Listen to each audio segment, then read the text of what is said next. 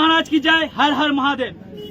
आज 11 আগস্ট হিন্দু রক্ষী দলের ডাকে যেভাবে বৃহৎ সনাতন সমাজ এগিয়ে এসেছে চলো বাংলাদেশ অভিযানে, সবাইকে আমার শতকোটি প্রণাম। বাংলাদেশে যেভাবে মৌলবাদী জিহাদিরা হিন্দুদের উপর অত্যাচার করছে, মা বোনদেরকে ধর্ষণ করছে, প্যান্ট খুলে দেখছে এরা হিন্দু কি মুসলমান, দেখে হিন্দুদেরকে হত্যা করছে, তারই প্রতিবাদে আজকে আমরা বাংলাদেশ চলে ডাক দিয়েছি।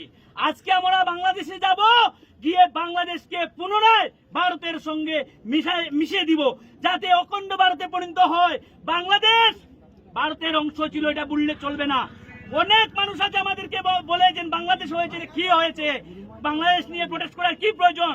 আমরা ভুলে গেছি বাংলাদেশ 1947 খ্রিস্টাব্দের সময় ভারতবর্ষের অংশ ছিল, কিন্তু জেহাদি মৌলবাদীরা দুটি পার্ট করেছিল, একটা ছিল হিন্দুস্তান এবং একটা ছিল পাকিস্তান। পাকিস্তানে ছিল মুসলিমরা আর হিন্দুস্তানে ছিল হিন্দু মুসলিম মিলে। কিন্তু পাকিস্তানে যে জায়গাতে ছিল 18% 19% হিন্দু, কিন্তু আজকের দিনে এই জায়গাতে হিন্দু নেই। বাংলাদেশে দেখা যাচ্ছে আগে ছিল স্বাধীনতার সময় 23%, কিন্তু আজকের দিনে 8%। এইসব দেখে আমরা বয়ে কাচ্ছি যে আগামী দিনে আমাদের করিমগঞ্জে কি হবে। তাই আজকে আমরা এখান থেকে আওয়াজ দিচ্ছি সিলেটে, বাংলাদেশের তখন সরকার নেই, কুকুর ছাগল এগুলা সরকার চালাচ্ছে। এই দিনকে হুঁশিয়ারি করে দিচ্ছি, তোমাদের আর বেশি দিন সময় নেই, আজকে আমরা বেশি ঘন্টা সময় নেই, আমরা আসছি তোমাদের বাংলাদেশকে মিশিয়ে ভারতের সাথে যুক্ত করার জন্য।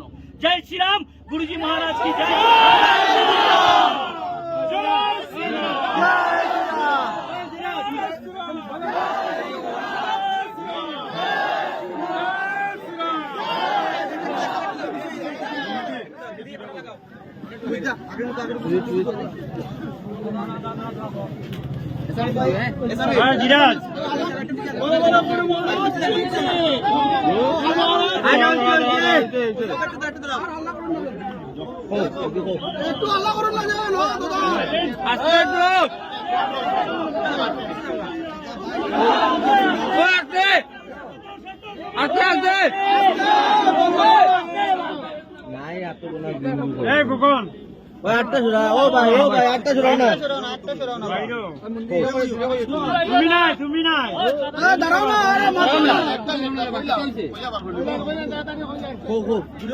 আজি বাংলাদেশত হিন্দুর উপর যে অ্যাটাক হয়েছে, আমরা হিন্দু রক্ষী বাহিনীর একটা প্রতিবাদ জানাই আছো আর গরিহনা জানাই আছো।